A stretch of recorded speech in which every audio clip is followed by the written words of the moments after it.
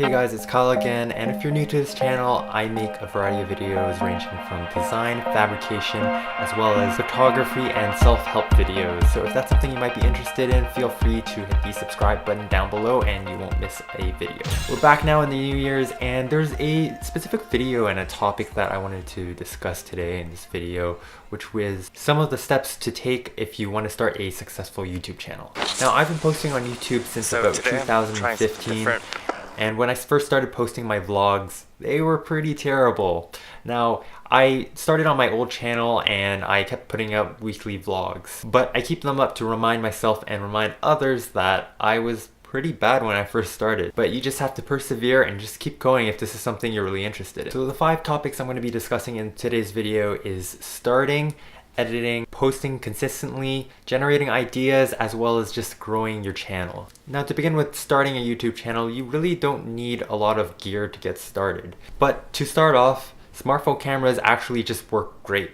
When you first start out, it's really easy to get discouraged, but I would really strongly recommend, if you really want to try YouTube, then at least giving a year-long commitment of consistent posting, because you never really know how much you like something unless you keep doing it. One of the things that I found pretty difficult when I got started was if I spent a lot of time putting into an edit or for a new video and it wasn't that well received. A lot of times is that you don't have that audience base first, so it's harder to get views.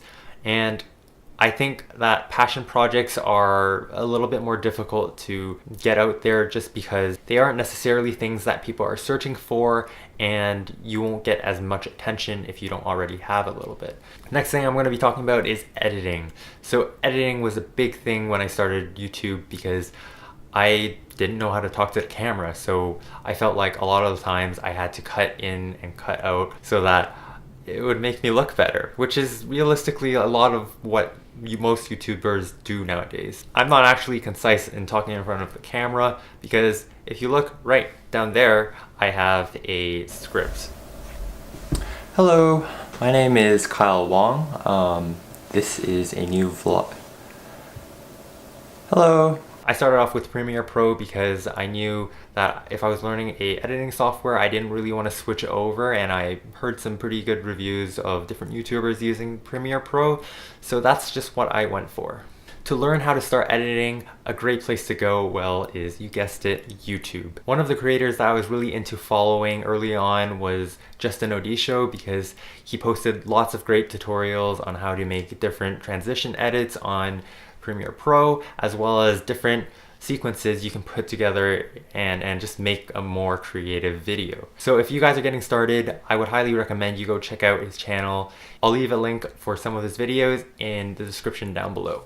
Also, something to really help your editing style is to just follow other people that you really enjoy watching, because they already have the audience, they already have the traction, that's a proven thing that's worked for them. It might not work for you, but you can try it out and just pick out the different things that you think suits your style best. Another thing that is crucial when you're starting a YouTube channel is just learning how to post consistently. I've been busy over the past year, and it's been kind of difficult to keep up with posting on YouTube regularly. I'm kind of just making this update video to announce that I'm going to be starting to post regularly. Because YouTube is a live social media platform, it's kind of difficult to get more repeat views if you're not posting anything that's searchable.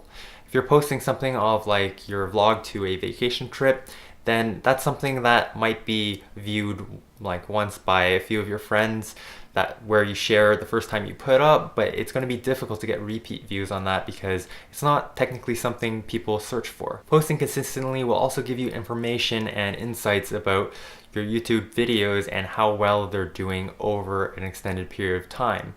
And this is really important because it allows you to see the different things in your videos that are either really popular and successful or things that people don't really like looking for. And will give you a better idea of what types of videos that you can make which will get more attention. And in posting consistently on your YouTube channel, you'll eventually start to see the compounding effect of how time works with your video views. Generating ideas. It's not specifically easy. And because of this, I think that it's best to just write down video ideas and make a list. it's a good thing to just start off by thinking of things that you're passionate about or your hobbies and interests, because those are the things that you're probably more knowledgeable about than other people. And when you're making these videos, you don't have to be an exact professional producing these videos. So really, when you're posting content online, all you really need to be is one step ahead of most people. That's about it. You'll definitely learn along the way, and you'll definitely encounter haters, but it's beneficial to you as well. You'll learn about different perspectives that people have on a specific topic, or maybe you'll be wrong for some things and people will point you out for it, which is also good because you're still learning. So either way, it's a win-win. And for all these ideas that you're putting on your list, it's a great idea to make value-based content. And what I mean by this is offering knowledge or information in your videos that are valuable to people. It's important to make searchable content because that's really what's going to drive new people into your channel. Now, a lot of people starting out, I'm sure they look up YouTube videos and talk about focusing on a niche.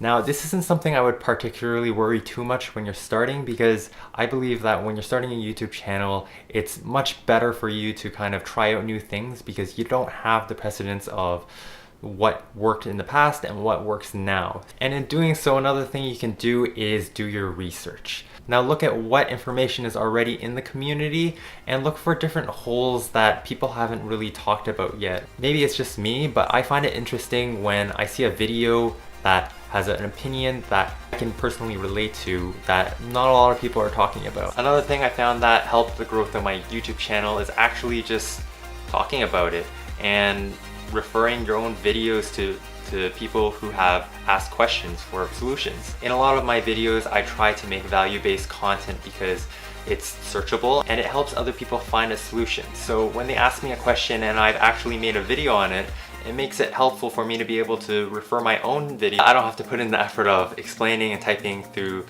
chat or explaining in person, which I found really handy for repeat questions. And last but not least, remember to go outside of your comfort zone and maybe try to do some collaborations with different people.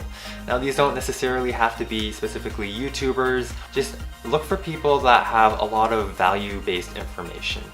I'm talking about this because there is still a lot of information and topics not being discussed yet. So if you see something that is really important that you know there's an audience for, try to tackle that subject. Even if you aren't the expert there, you can always leverage someone's knowledge and use their insight on your channel to offer different people value. Now, there's going to be a lot of experimentation when you first start a YouTube channel and a lot of trial and error, but that's perfectly okay. Figure out what you want to make videos of and just try to make them the best you can. And you can start worrying about your view count and subscribers. They are not a measure of your success, by the way. There's going to be a lot of learning along the way, and just learning to love the process will get you a lot farther with this YouTube channel than anything else will. Thank you so much for watching this week's video. If you enjoyed it, don't forget to like, comment, and subscribe. I'll see you guys in the next week's video. See ya.